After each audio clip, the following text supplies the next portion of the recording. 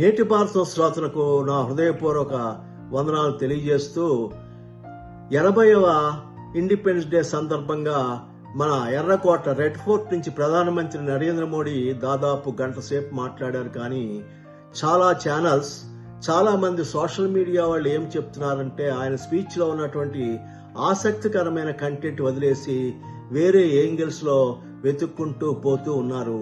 Today మనం ఆ distraction ని పక్కకు పెట్టి ఆయన నిజంగా ఏం చెప్పారో, ఏ డేటా పెట్టారో, అది ఎంతవరకు నిజమో క్లియర్ గా బ్రేక్ డౌన్ చేద్దాం. మోదీ ఈసారి కేవలం విజన్ స్టేట్మెంట్ ఇవ్వలేదు, ఆయన ఒక రిపోర్ట్ కార్డ్ లాగా ప్రజెంట్ చేశారు. స్కూల్లో ఎట్లా అయితే మంత్లీ, క్వార్టర్లీ రిపోర్ట్ కార్డు ఉంటుందో అట్లాంటిదే మన్మోహన్ సింగ్ గవర్నమెంట్ టైంలో ఇండియా ఒక ఫ్రెజైల్ 5 ఎకానమీలో ఒకటిగా ఉండేది. ఇప్పుడు ప్రపంచంలో ఫాస్టెస్ట్ గ్రోయింగ్ ఎకానమీగా ఎదిగింది. ర్యాంక్ 4, 5 అని మనం చెప్పుకోని అవసరం లేదు.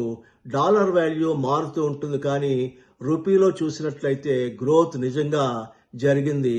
ఆయన చెప్పినటువంటి ఫ్యాక్ట్స్ మనం చూసినట్లయితే మనమే నిర్ణయించుకోవచ్చు నిజంగా అభివృద్ధి జరిగిందా లేదా అని.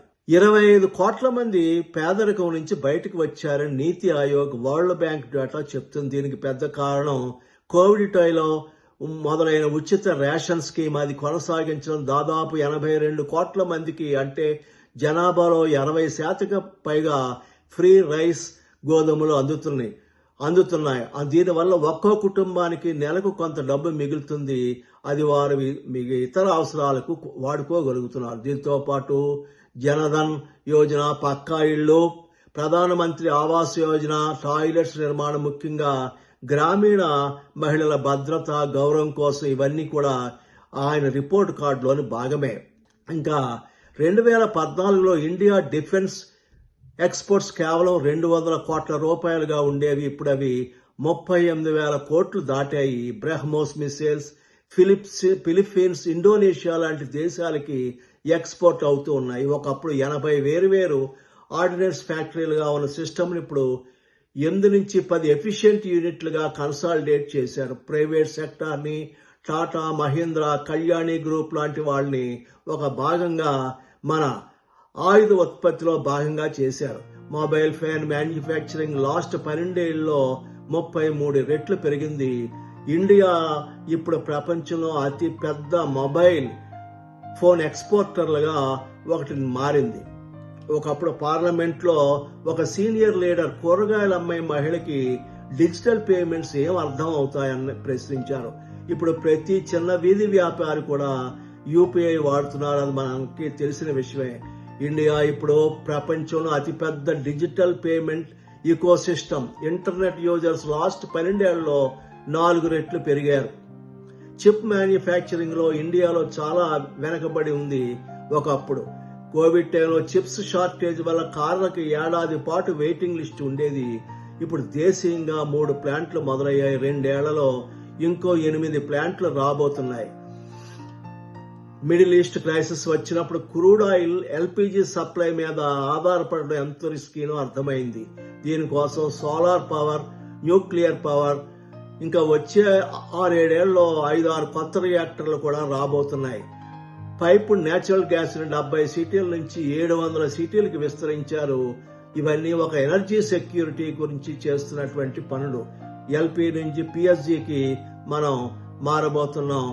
ఈ ఎనర్జీ లెవెల్లో భారతదేశం తన సొంత కాళ్లపై తను నిలబడుతుందని చెప్పవచ్చు. రైల్వే కోచ్ ప్రొడక్షన్ 21 రెట్లు పెరిగింది. నేషనల్ హైవేస్ లో రోజుకి 32 కిలోమీటర్ల చొప్పున అవి విస్తరిస్తున్నాయి. సుఖమైనటువంటి ప్రయాణం, త్వరితగతిన ప్రయాణం ప్రజలు చేయగలుగుతున్నారు. అయితే దిమాగీ నక్సల్స్, ఇంత డేటా, ఇంత క్లారిటీతో మోడీ రిపోర్ట్ కార్డు ఇచ్చిన చాలా మంది దిమాగీ నక్సల్స్ అనే పిలువబడే ఇంటలెక్చువల్ వర్గం మాత్రం ఎప్పట్లాగానే గవర్నమెంట్ ఎప్పుడు ఏం చేసినా విమర్శించడమే పనిగా పెట్టుకున్నారు. స్పీచ్ లో ఉన్న economic data, defence production numbers, infrastructure growth ని అనలైజ్ చేయకుండానే వేరే కాంట్రవర్షియల్ యాంగిల్స్ వెతుక్కుంటూ నెరేటివ్ ని డైవర్ట్ చేసే ప్రయత్నం చేశారు. ఇదేమీ కొత్త కాదు. ప్రతి అనౌన్స్మెంట్ కి ఇదే పాటర్న్ రిపీట్ అవుతూ ఉంటుంది. అయితే ఈ దిమాగీ నక్సల్స్ గురించి మరొక వీడియోలో నేను ప్రస్తావిస్తాను. అయితే ఇంకోటి చెప్పవలసినటువంటి విషయం ఏంటంటే ఇంటర్నేషనల్ యోగా డే ఇప్పుడు 170కి పైగా దేశాలు ఫాలో అవుతున్నాయి. ఇది కూడా ఇండియాలో సాఫ్ట్ పవర్ లో భాగమే. ఆయుర్వేదం, విఎఫ్ఎక్స్, యానిమేషన్, మన యంగ్ టాలెంట్ అంతా కలిపి ఇప్పుడు మనం దేశాన్ని ముందుకు తీసుకెళ్తున్నాం. మోదీ ఇచ్చిన 7 streams manufacturing, agriculture and food processing, technology and innovation, Gati Shakti అంటే infrastructure, defence, green blue economy, soft power ఇవన్నీ కల్పిస్తేనే వికసిత్ భారత్ 2047 అనేది ఒక స్లోగన్ కాకుండా రియాలిటీ అవుతుంది. మీ అభిప్రాయం కామెంట్ లో తప్పనిసరిగా ఇవ్వండి. రిపోర్ట్ కార్డ్ నిజంగా గ్రౌండ్ లెవెల్లో కనిపిస్తుందా? ఛానల్ ని సబ్స్క్రైబ్ చేయండి, కామెంట్ చేయండి. జై హింద్.